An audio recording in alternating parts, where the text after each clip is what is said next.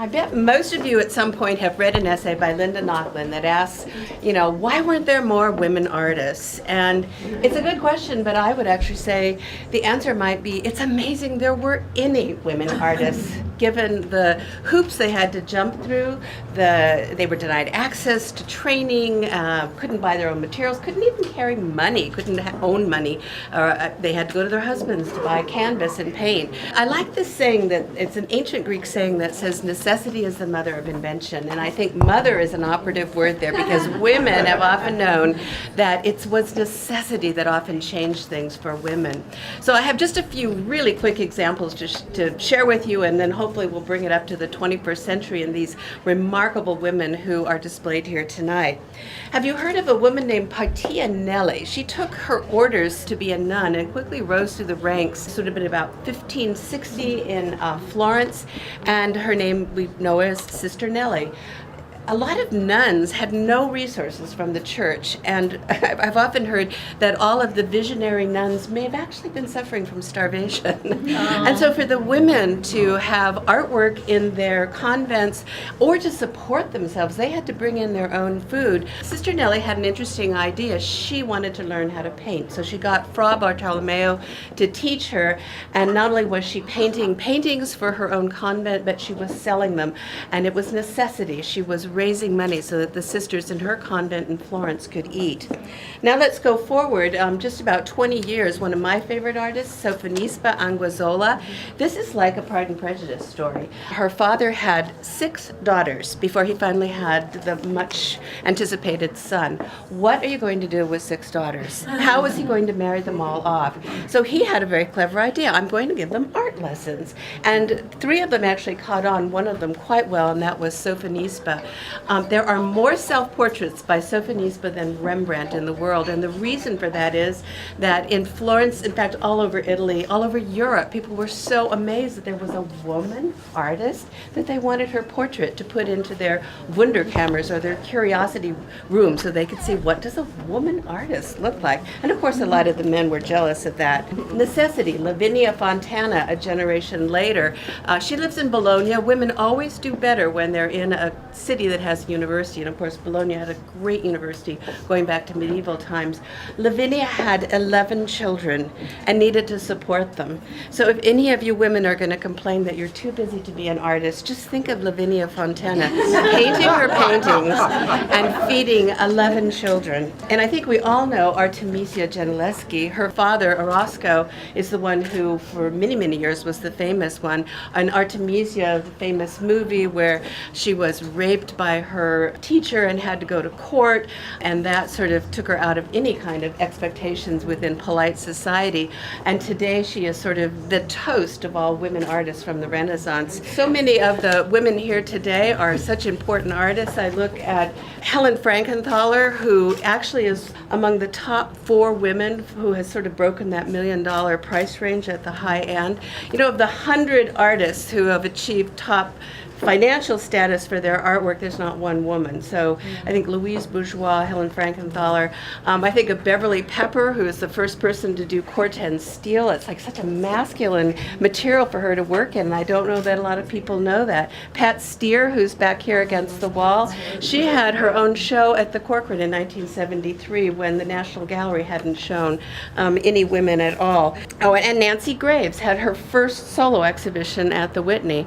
And so there are some firsts in this show. I think about, if you've ever heard the quote from Hans Hofmann, who was teacher to a lot of the abstract expressionists, in seeing one of Lee Krasner's works, he said, "This is so good, you would not believe it was done by a woman." But so often women are written out of history. Do you know that in 1986, and this is the year after the Women's Museum is founded, there was not one woman artist in Jansen's History of Art? And you think about it, and when Jansen was asked, he said, "Is that right? Well, I really can't think of a woman who belongs there." That was one of the reasons that the Women's Museum was founded. It wasn't to segregate women. I don't think women, even if you'll remember in 1893, Chicago had a huge huge World's Fair. It had the first women's building. And there were a lot of women in 1893 that didn't want to be segregated. They wanted to be in the art building, not the women's building. And we used to hear a lot of that at the Women's Museum.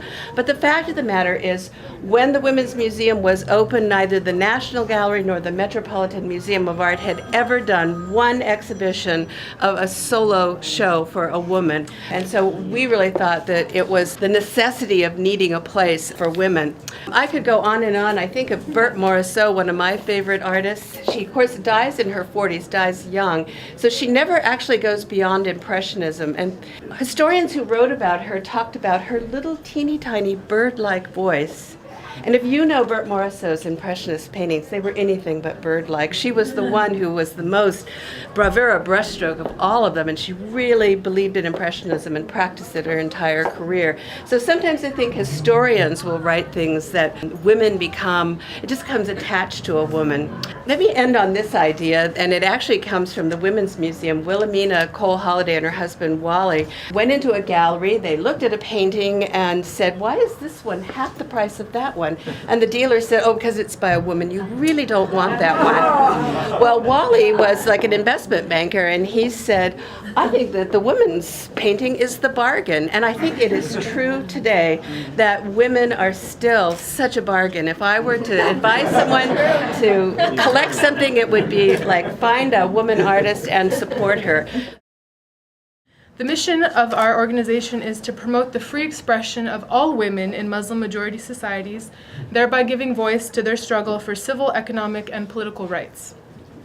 Since its inception in 2010, WVN boasts a number of outstanding achievements. We had a film festival in 2011 where there were 98 films from over 40 countries.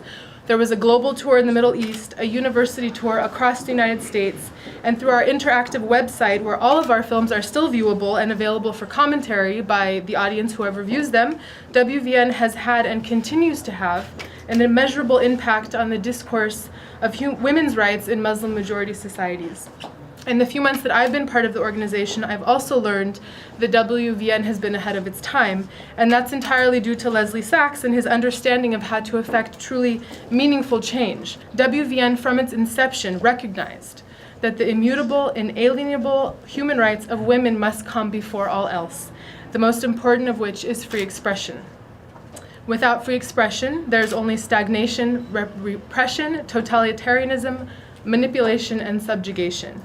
WVN, therefore, provides platform for struggles that are ongoing, the right to marry whomever one wants, to live free from fear of abuse at the hands of husbands and fathers, to choose a husband, to choose a profession, an academic path, a way of dressing, of practicing religion or ethnicity, an end to trafficking, to child brides, to forced prostitution, and to genital mutilation. Addressing all of these complex issues always begins with some form of expression.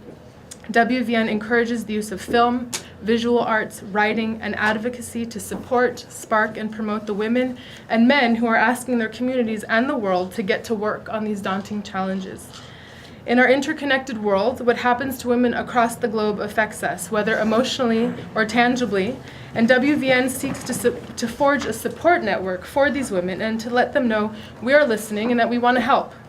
We will continue to do this through our upcoming global tour when we hope to visit Morocco, Turkey, Jordan, Israel, and the West Bank this summer, and our 2014 film festival that we will broach the topic of women bought and sold, which will deal with trafficking, sex slavery, servitude, and child brides in Muslim-majority societies, and also our new publication, The W Voice, which will see its first issue come to light later this month, and numerous other projects that are in the making.